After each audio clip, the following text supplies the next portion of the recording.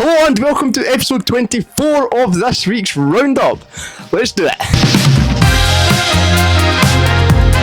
And why don't we start off with the sports section this week, switch it up a bit for a change, and the World Cup of Darts began this week, where we've seen teams battle it out on Thursday and Friday until the top four seeded nations, which was England, Scotland, Ireland and Wales, made their way into the competition last night. Wales and Northern Ireland both managed to win their games 8-3 against South Africa and the Philippines, and the hosts Germany came out all guns blazing, absolutely thrashing England 8-4, knocking out the favourites of Luke Humphries and Luke Littler. And Scotland fell just short after closely getting beat 8-0 off the Netherlands. The Netherlands, who are actually the second favourite team to win the tournament, and I'm pretty sure Germany's like fourth favourite or something, so you know I would rather get beat off Netherlands than Germany. I mean, imagine getting beat off Germany, it's quite embarrassing to be honest. Bring on the comments. We also had the Club World Cup kick off at 1 AM this morning, seen as over in America, so that's no good to me. I was not staying up to watch that, but we've seen Inter Miami take on I don't know, this team right here.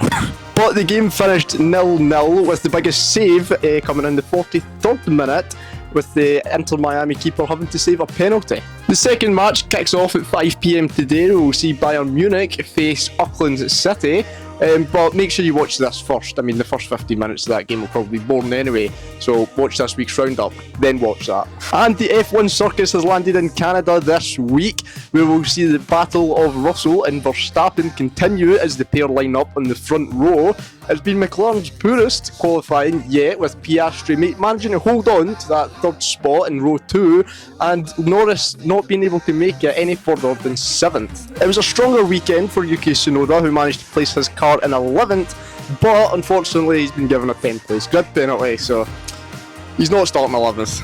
And Tajar has also been given a 3-place grid penalty, which will see him starting in 12th. They also released the 2026 calendar this week, where we will see Imola be dropped, and we'll also see Europe be hit in one clean sweep. That's it there, if you would like to look at it.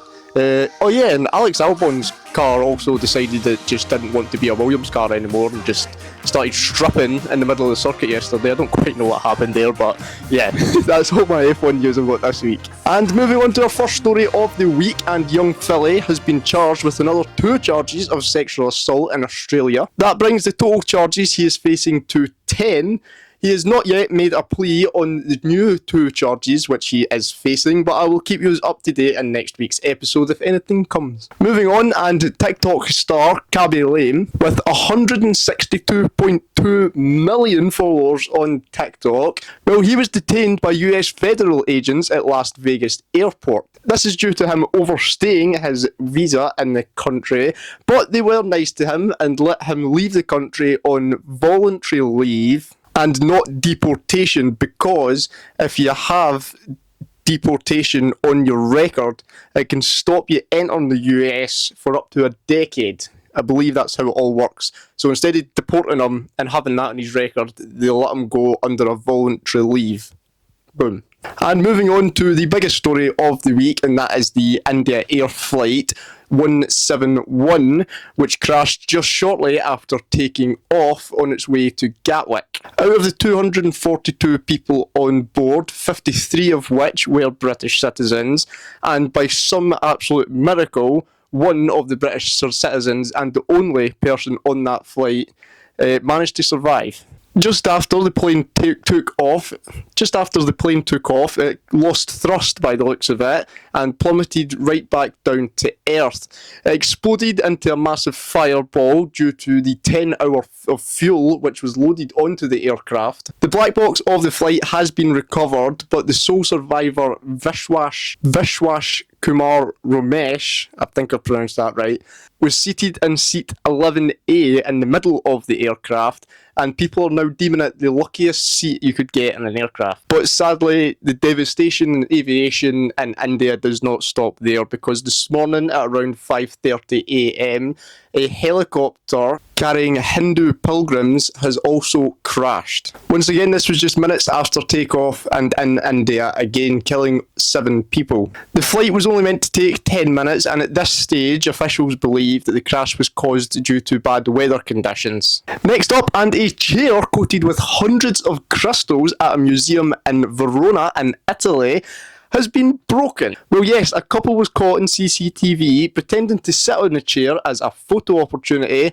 when the gentleman slipped back and crushed the chair. Now, I know you're not meant to be sitting on chairs in museums and all that and yada yada yada, but it was quite a shit chair anyway if you can't sit on it. I mean, it literally just folded like a bit of paper. But the poor thing about this full incident is the couple, could have just alerted the staff at the museum, by the way, we have sat on this chair, we've accidentally fell on this chair and it is broken. But they never. They done a runner. Thinking that museums aren't just covered in cameras, honestly. But the police have been informed and they are yet to identify the couple in question. Also this week I came across this legend, Samuel Simone, who started a challenge of picking up a bit of litter for every follower he had every day. He made it to day 2 where he picked up 27 bits of litter for his 27 followers. And that is when I came across him, and I was like, you know what, I'm going to give him a little follow, support his journey. By day 3, he was in 46.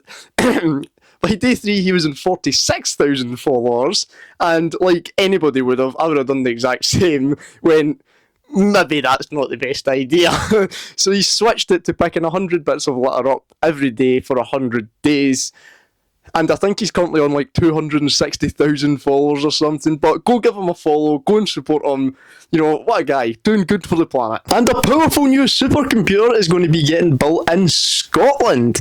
Now, this is after the government's spending review, where they've allocated 750 million to building this new supercomputer, which is actually a surprise U-turn after they scrapped the idea back in August. This comes after the chief executive of Nvidia spoke to the Prime Minister. He said that the UK had all the ingredients to become a leader in AI, but just not the infrastructure. The UK is currently the 3rd largest market for AI in the world. Moving on, and Elon Musk apologised to Donald Trump this week.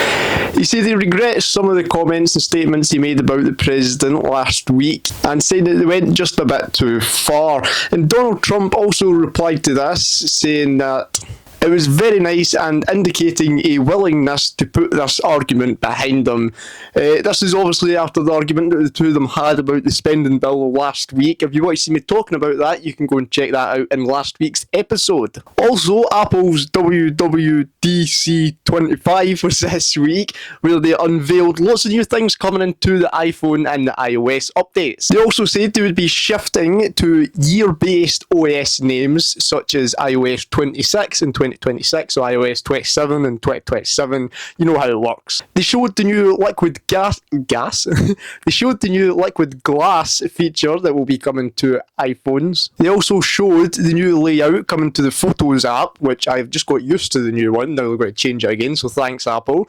They also showed a new layout for Safari, which I don't like, and also a new layout for Apple CarPlay, which I do like. Also, another cool thing coming is a live translation during text messages, FaceTimes and calls. So there'll be a little box where it will show you the translation of what you are saying while on calls and FaceTimes, which is quite cool. They'll also be introducing a digital passport onto your iPhone as well, and many, many other things. And finally, the world of social media and TV said 2 goodbyes this week. Bob the Rockweiler, who is known for starring alongside the Malone's family on Gogglebox, passed away this week.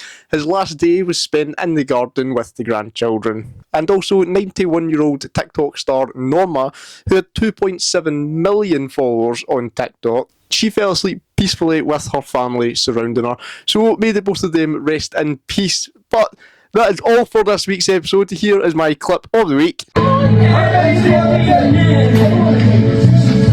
We're here at Nico's doing the Whitney Houston warm-up. Ketchup for your fries?